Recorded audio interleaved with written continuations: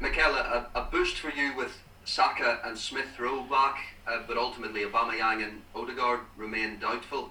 I was wondering what chances you give Aubameyang and Odegaard of making the game. I don't know. We have to see today how they are. We still have a couple of other ones as well in the last few days, so we will have to see how everybody is today and after training how they react for tomorrow's game. And just on Slavia Prague, they seem to be a team with a real desire. They're tactically organised. I mean, what have you made of just how impressive they've been in this run, and what kind of task do you face? Yeah, we said before the game that we've been really impressed with the form and with what that team transmits, the real attitude and desire that they show in every single game.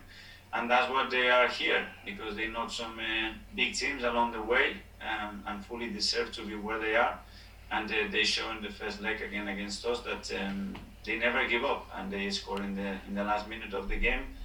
And are we going to have a real battle tomorrow? Just a very quick one on Balogun. Can you confirm that he has now signed the contract, and what sort of boost is that for you personally in terms of convincing him with all of that other interest around? Yeah, we're going to make it official when it's official and everything is done. But as I said before, I've always been very positive that he wants to stay at the club. We want him to stay at the club, so we are very close.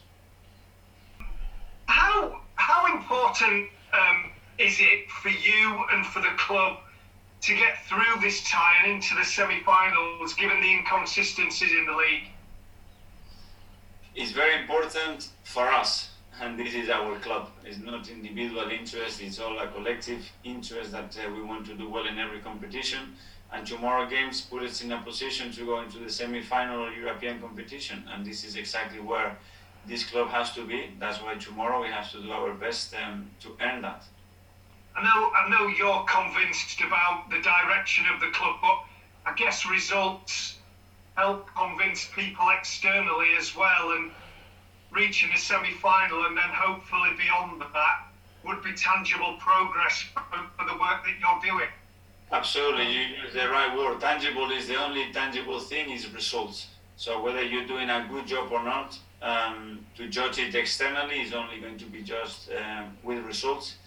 Internally, you know what you are doing, and you can have many different ways to judge that. But at the end, results is the only important thing externally, to have the perception that we are moving forward in the right direction. Thank you. I just wonder, is this a bigger game for you and the club than even the cup final last year? I know that was your first trophy, but this, if you don't get through this tie, you won't be in Europe next season. The biggest game, Ian, is the next game, and after that one will be Fulham, and that's only football. It's about the next game, and that's the most important game in our lives, and that's it, and we cannot go any further than that. And obviously you're hoping that the Pierre-Emerick Aubameyang will be fit. I mean, you need your big game players, don't you, for this one? Absolutely, and we've shown that in big games, big players have to step in and create the magic moments, and you need that. So let's hope that we can have them. Last one, you got Martin Odegaard on loan, Danny Ceballos. I remember when David Moyes signed you on loan at Everton. You went on to be signed permanently and become a club legend. How easy is it for these players when you sign them on loan to go on and stamp their name down at the club? And do you think that could happen with the likes of Odegaard? Well, with the financial position that we've been in, obviously we had to find different ways to try to recruit good players to the club, and as well it gives you the possibility to see with closed eyes on daily basis how those players can improve the team and how they can adapt to this league.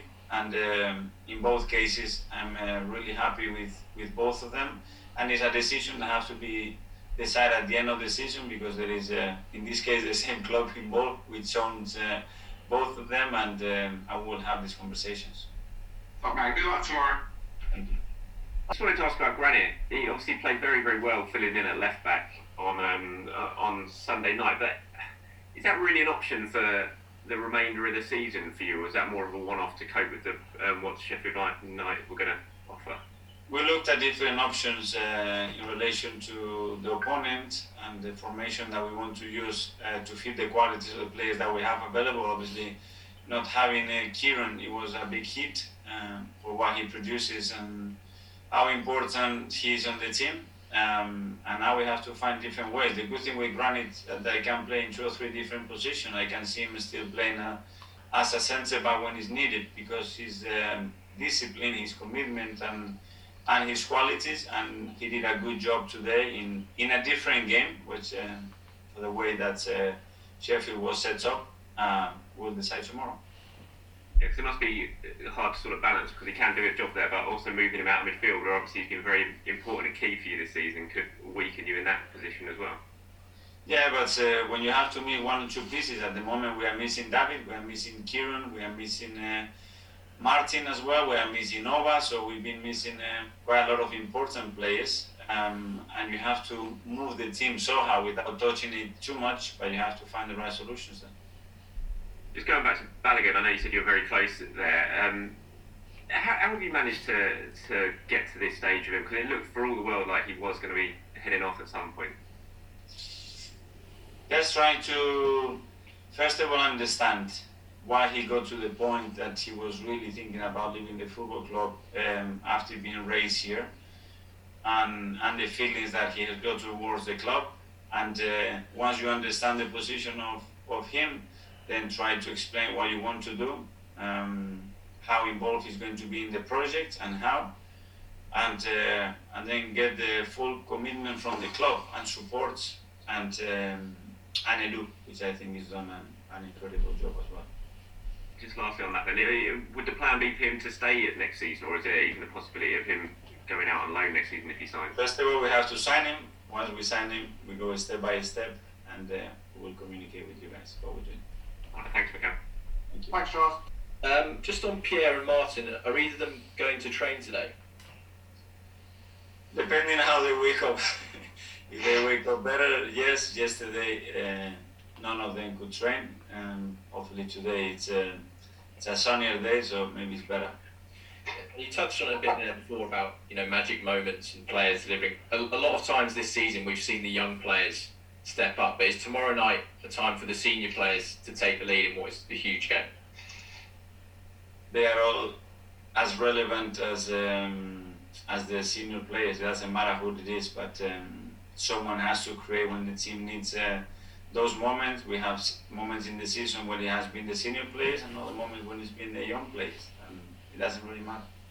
And you said after that Liverpool game, sometimes it's good to get a slap in the face, a wake-up call like that. But do you actually think that the first leg, the Slavia game, was almost a bigger wake-up call than Liverpool? Because the reaction we saw on Sunday at Sheffield United with Lacazette finishing, Partey controlling the midfield, they seem to have clicked after that game. Yeah, but we have moments against Slavia that if we would have put the ball in the net, we are having a different conversation. But this game is decided there, and then when you don't win and you draw in the final minutes, it leaves you a different taste, but it could have been a completely different game. And it's about efficiency, and in these Europa League games, your efficiency level has to be so high to have the chance to be competing with the best.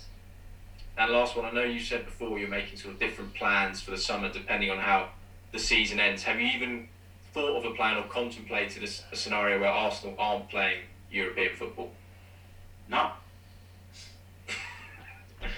Is that just because you don't believe it's true, or just because you don't want to think about it? Because I don't want to put my mind and transmit any of that to anybody, any of the players or anybody at the club. Hi, Mikel. I just wanted to ask you how sort of big a task you think is facing your team tomorrow, given Slavia Prague's home record. I think they've drawn just 4 times, and the sort of highest scoring draw they've had at home this season is 1-1, which should obviously be good enough for extra time. I mean, how big a challenge is it facing your team? Yeah, we know that it's going to be very difficult, and they've been doing extremely well at home. They are really strong.